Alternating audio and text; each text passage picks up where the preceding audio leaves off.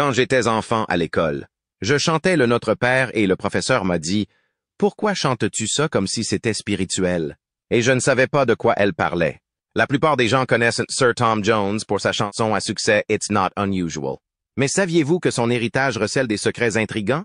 Cette vidéo révèle les parcours surprenants de plusieurs célébrités qui ont une ascendance noire cachée ou moins connue. Vous serez étonné par les histoires derrière leur ascension vers la gloire et par l'impact de ces révélations sur leur vie. De plus, découvrez d'autres aspects inattendus de leur voyage qui ne concernent pas seulement leur héritage. Mariah Carey, la chanteuse légendaire dotée d'une tessiture vocale de 5 octaves, a captivé le public du monde entier. Mais beaucoup de gens ignorent son héritage noir. Née d'un père afro-américain et vénézuélien et d'une mère irlandaise, les origines métisses de Mariah ont profondément influencé sa vie et sa carrière. En grandissant, Mariah a eu du mal avec son identité. En tant qu'enfant métisse vivant dans des quartiers à prédominance blanche, elle ne se sentait pas à sa place. Son apparence unique prêtait souvent à confusion et à des malentendus. Elle se souvient de la façon dont ses camarades de classe la taquinaient parce qu'elle ne portait pas beaucoup de vêtements, soulignant ainsi son sentiment d'isolement et de différence. Lorsque Mariah a fait irruption sur la scène musicale en 1990, de nombreux médias l'ont qualifiée de chanteuse de soul blanche ou de fil blanche capable de chanter. Cette erreur d'identification a ajouté à ses insécurités. Dans une interview accordée à Trevor Nelson sur BBC Radio 2, elle a révélé que sa lutte pour l'identité avait commencé dès l'âge de 3 ou 4 ans. L'incapacité des gens à reconnaître son héritage a rendu son parcours encore plus difficile. Le début de la carrière de Mariah a été encore compliqué par son premier mari, Tommy Mottola, le patron de Sony, qui a essayé de garder son passé ambigu. Il pensait que c'était mieux pour sa carrière si elle n'était pas explicitement identifiée comme noire. Cela a donné à Mariah le sentiment de n'appartenir pleinement à aucune communauté. Dans ses mémoires, The Meaning of Mariah Carey, elle se penche sur ses expériences d'enfance dans une famille biraciale. Le père de Mariah s'identifiait comme un homme noir, ce qui conduisait parfois à des situations inconfortables lorsqu'ils sortaient ensemble. Les gens les regardaient étrangement car Mariah, avec sa peau claire et ses cheveux blonds, ne correspondait pas à l'image typique d'une famille noire. La relation de Mariah avec ses cheveux reflète également son combat identitaire.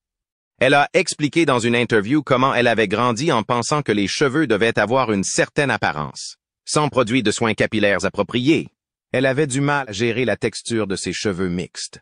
Ce n'est que lorsqu'elle fut plus âgée qu'elle adopta ses cheveux naturels et apprit à en prendre soin correctement. Aujourd'hui, Mariah est plus à l'aise dans sa peau et met à profit ses expériences pour éduquer ses enfants. Mara Kane et Monroe. Malgré ses difficultés, elle est restée une voix puissante et un défenseur des métis. Saviez-vous que l'une des légendes de l'âge d'or d'Hollywood avait également un héritage métis et a pris une position audacieuse contre la ségrégation dans les années 1930? Clark Gable connu comme le roi de Hollywood. Il a gagné son titre grâce à sa domination en tant qu'homme principal dans d'innombrables films. Mais derrière le charme et la présence à l'écran, Gable aurait eu un héritage mixte comprenant des ascendances noires et amérindiennes, en plus de racines hollandaises, belges et allemandes de Pennsylvanie. Malgré les tentatives d'Hollywood pour garder ses origines ambiguës, Gable n'a jamais caché son héritage. L'engagement de Gable en faveur de l'égalité était évident lors du tournage d'Autant en emporte le vent. Lorsque sa co-star, Hattie McDaniel, n'a pas été autorisée à assister à la première du film à Atlanta en raison des lois sur la ségrégation. Gable a menacé de boycotter l'événement à moins qu'elle ne soit autorisée à y assister. Même si McDaniel l'a convaincu d'y aller, sa position était claire. Son engagement en faveur de l'intégration s'est poursuivi sur les plateaux de tournage. Lors de la production de Dancing Lady en 1933, Gable rencontra des salles de bain séparées étiquetées colorées et blanches. Il a refusé de travailler jusqu'à ce que les toilettes soient intégrées, insistant pour que tous les acteurs et l'équipe soient traités sur un pied d'égalité. Le parcours de Gable vers la célébrité n'a pas été facile.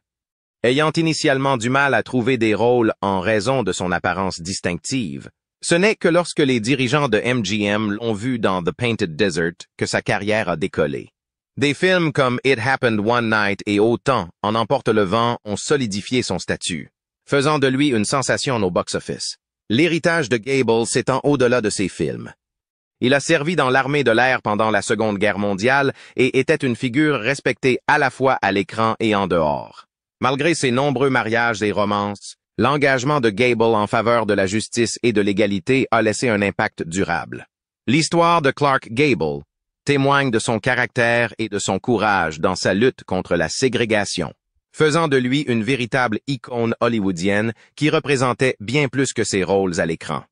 Mais saviez-vous qu'une autre grande star hollywoodienne d'aujourd'hui, connue pour ses rôles pleins d'action et son charisme indéniable, a également une origine raciale complexe qui défie toute catégorisation facile? Vin Diesel. L'un des acteurs les mieux payés d'Hollywood représente un changement dans la conception américaine de la race et de l'identité.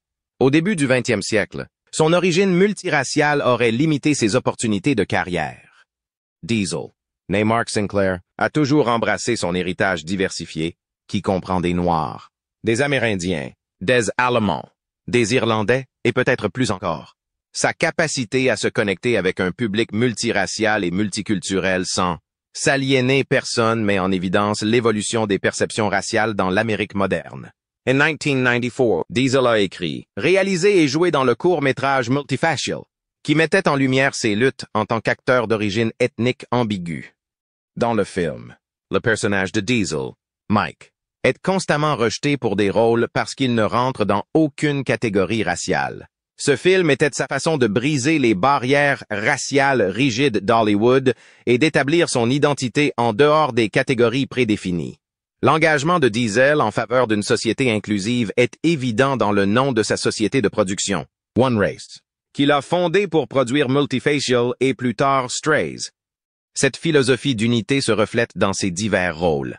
Du soldat italo-américain Adrian Capuzzo dans Il faut sauver le soldat Ryan au héros d'action ambigu Richard B. Riddick dans Pitch Black.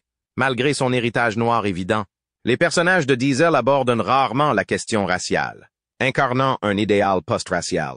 Dans sa franchise à succès The Fast and the Furious, Diesel incarne Dominic Toretto, un Américain d'origine cubaine, et dans XXX, il incarne Xander Cage, un personnage de race indéterminée. À travers ses rôles, Channing. Une autre figure emblématique qui a brisé les barrières raciales dans l'industrie du divertissement est Carol Channing, une star légendaire de Broadway. Elle est surtout connue pour son rôle de Dolly Levi dans la comédie musicale Hello Dolly, qui a révélé publiquement son héritage afro-américain en 2002.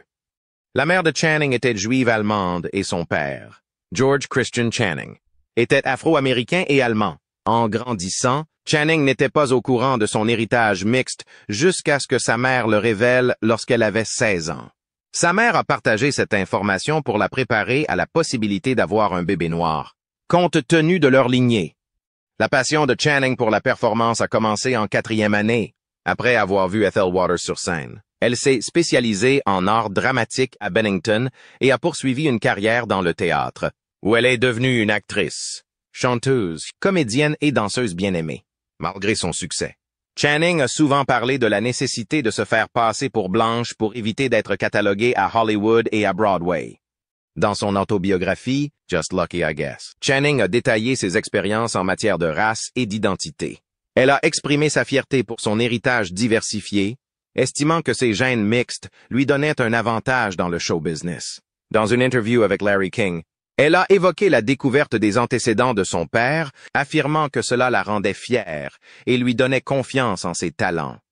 La carrière de Channing a duré des décennies et elle a fait de nombreuses apparitions dans des émissions de télévision telles que Sesame Street, The Muppet Show, The Love Boat at RuPaul's Drag Race. Son amitié avec Louis Armstrong était remarquable, car ils ont fait campagne ensemble pour le président Kennedy et ont interprété ensemble la chanson à succès Hello Dolly. Mais saviez-vous que l'une des figures les plus puissantes et controversées de l'histoire américaine, J. Edgar Hoover, avait également un aspect caché dans son parcours? J. Edgar Hoover. Le tristement célèbre directeur du FBI était un personnage complexe dont la carrière s'est étendue sur près d'un demi-siècle.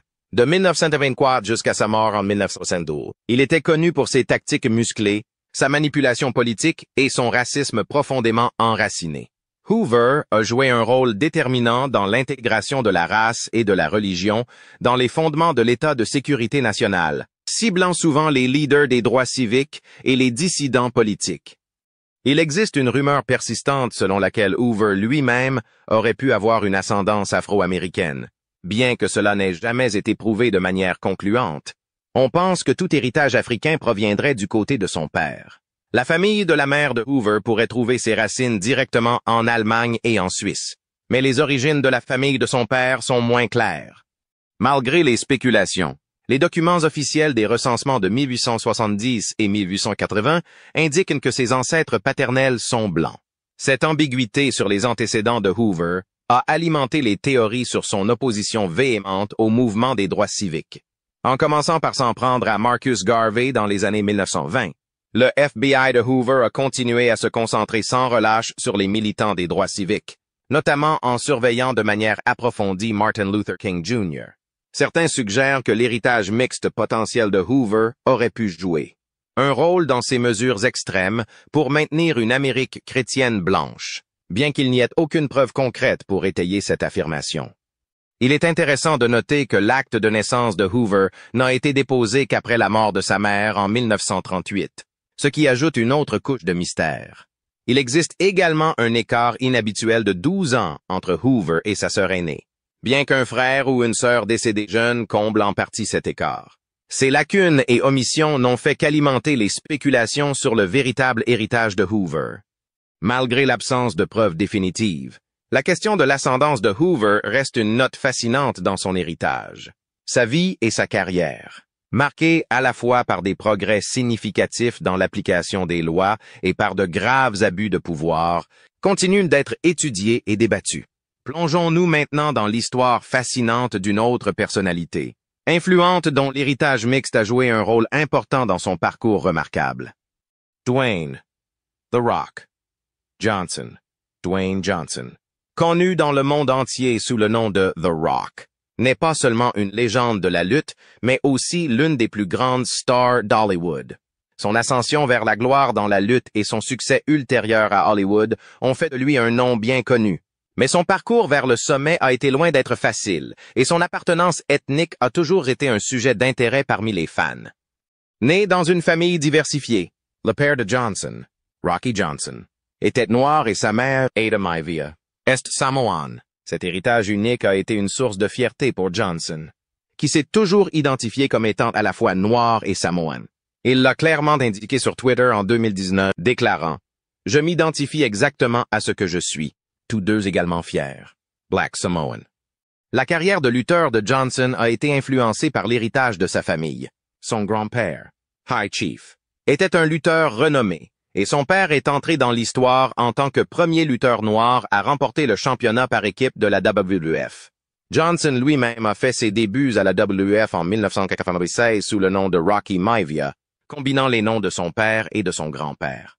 Au départ, son personnage a eu du mal à gagner en popularité, ce qui a conduit à un changement de nom sous le nom de The Rock, un personnage qui a rapidement captivé le public.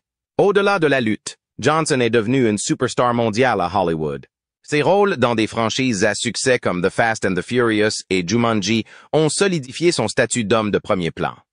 Malgré sa renommée, Johnson reste humble et accessible, s'engageant souvent avec les fans et partageant ouvertement son parcours. Sur le podcast Pivot, Johnson a parlé de son héritage mixte et de la discrimination à laquelle il a été confronté en grandissant.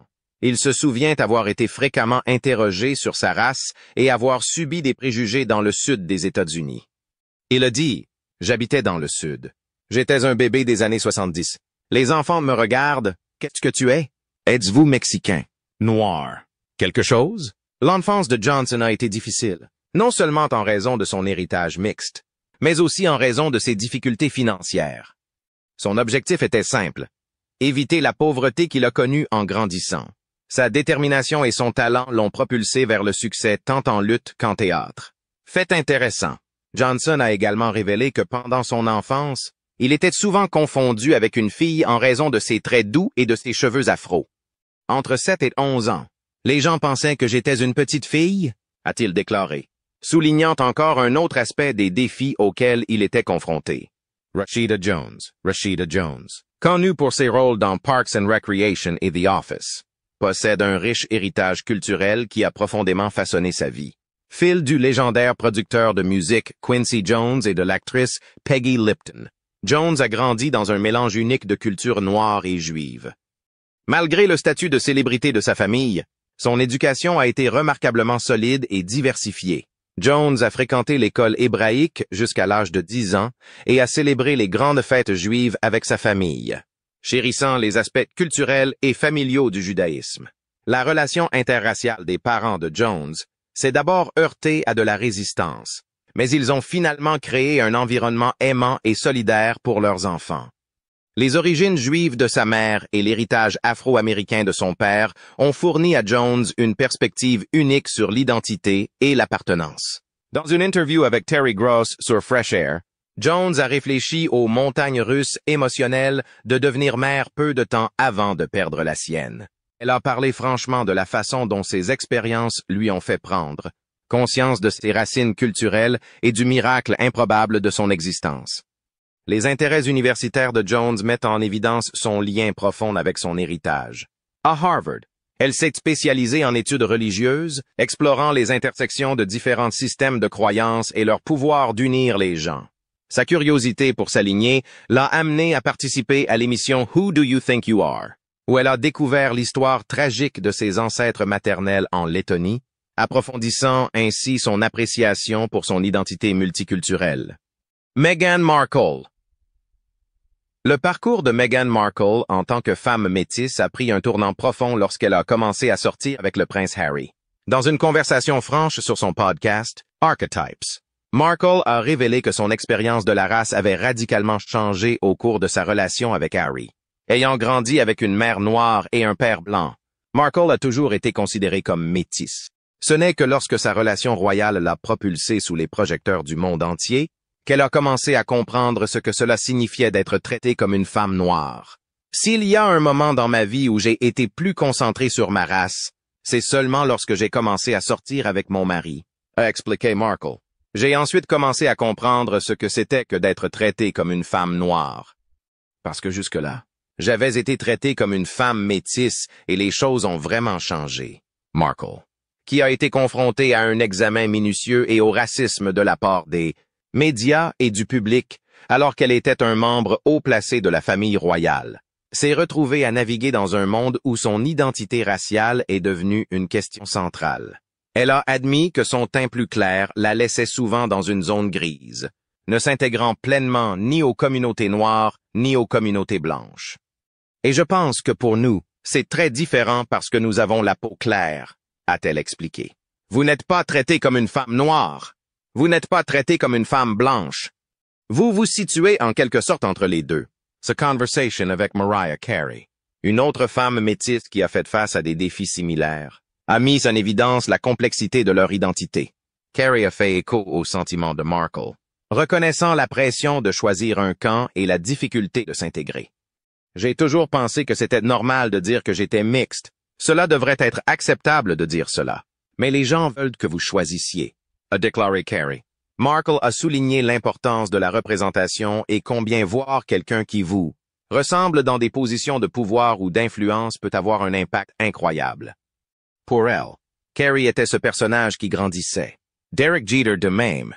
Le parcours de Derek Jeter en tant qu'enfant biracial à Kalamazoo, dans le Michigan, témoigne des défis et des triomphes de grandir dans une famille métisse. Dans la série documentaire ESPN, The Captain, Jeter se plonge dans ses expériences, soulignant à la fois le racisme subtil et manifeste qu'il a rencontré. Les parents de Jeter, Dorothy et Charles, se sont rencontrés et sont tombés amoureux alors qu'ils servaient outre-mer en Allemagne. À leur retour aux États-Unis, leur relation interraciale a suscité la désapprobation de beaucoup. Malgré cela, ils étaient déterminés à protéger leur fils des préjugés auxquels ils étaient confrontés et à lui inculquer une solide éthique de travail et une forte ambition. Cependant, Jeter n'était pas à l'abri du racisme qui imprégnait la société. L'enfance de Jeter à Kalamazoo a été marquée par de tels incidents. L'une des expériences les plus blessantes s'étant produite après son passage avec les Greensboro Hornets. La filiale à faible éball des Yankees, Jeter a été appelé le mot « haine » par un inconnu devant un Taco Bell local. « Je me souviens avoir été tellement blessé par ça », dit-il. Je suis tellement fier d'être de retour à Kalamazoo. N'est-ce pas? J'ai finalement réussi. J'ai été repêché. Et tu te dis, mec, tu sais? C'est une confrontation avec la réalité. Malgré ses adversités, la détermination de Jeter n'a jamais faibli. Ses débuts en Major League avec les Yankees le 29 mai 1995 marquent le début d'une carrière légendaire. Sa résilience et sa concentration est un des attributs que son manager, Buck Showalter, attribuait à son éducation. Showalter admirait la force et la colonne vertébrale des parents de Jeter, reconnaissant les défis auxquels ils étaient confrontés dans un mariage interracial. Il y a tellement de choses qui mettent les gars au défi dans les ligues majeures, et tellement de choses qui les mettent au défi à New York. A noté Showalter. Je sentais que Derek avait une chance de ne pas que cela soit un facteur dans sa vie à cause de son éducation. En effet, Jeter s'est adapté à la vie à New York avec une facilité remarquable, devenant l'un des joueurs les plus célèbres de l'histoire du baseball. Ce thème de la découverte et de l'appropriation de son héritage se poursuit avec le chanteur gallois Tom Jones, qui a récemment suscité la curiosité quant à ses propres ancêtres. Tom Jones a 43 ans. Jones, connu pour ses succès comme It's Not Unusual, avait envisagé de faire un test ADN pour découvrir s'il avait des ancêtres africains. Cette curiosité découle d'années de commentaires et d'observations, notamment de la part d'Américains qui spéculaient sur son origine raciale en raison de son apparence et de sa voix puissante. En 2015, l'histoire a pris de l'ampleur lorsqu'un journaliste a demandé à Jones s'il serait opposé à un test ADN. Jones a répondu avec désinvolture qu'il ne s'y opposerait pas, ce qui a fait de la une des journaux affirmant qu'il envisageait de passer le test. Lors d'un entretien avec Larry King, Jones a précisé qu'il n'avait jamais explicitement dit qu'il passerait le test, mais simplement qu'il ne s'opposerait pas à l'idée. Les spéculations de Jones sur son ascendance sont en partie influencées par ses caractéristiques physiques et sa voix, quoi, selon beaucoup, ressemblent à celles d'origine africaine. Il a raconté des cas où les gens pensaient qu'il passait pour blanc à cause de ses cheveux et de son baryton profond et émouvant. D+, Jones a mentionné que sa mère avait développé des taches sombres sur sa peau après sa naissance, ce qui a ajouté aux spéculations sur l'ascendance de leur famille. Malgré l'intrigue publique, Jones n'a pas encore passé de test ADN pour confirmer ses théories. Ses réflexions sur ce sujet s'inscrivent dans une conversation plus large sur l'identité et le patrimoine. Même si les tests ADN modernes pourraient donner un aperçu de sa généalogie, il est important de reconnaître que l'identité raciale est un concept complexe et culturellement défini, qui n'est pas uniquement déterminé par des marqueurs génétiques. La carrière de Jones s'étend sur 6 décennies, marquée par de nombreux succès et une présence scénique dynamique. Son autobiographie, Over the Top and Back, se penche sur sa longue carrière dans le show business, depuis son ascension vers la gloire dans les années 1960 jusqu'à son succès continu. Le livre, cependant, se concentre sur son parcours professionnel plutôt que sur des controverses personnelles, telles que ses rumeurs de liaison extra-conjugale. La musique de Jones, caractérisée par son émotion brute et sa prestation puissante, a trouvé un écho auprès du public du monde entier. Il s'est adapté à l'évolution de l'industrie musicale tout en conservant son style unique. Qu'il ait ou non un héritage noir ne pourra jamais être confirmé tant qu'il n'aura pas effectué un test ADN. Mais il est certain qu'il a été fortement influencé par la culture afro-américaine, comme en témoigne son style de chant. Merci d'avoir regardé. Si vous avez apprécié cette vidéo, n'hésitez pas à aimer, à vous abonner et à commenter ci-dessous. N'oubliez pas d'activer les notifications pour rester informé de nos derniers contenus.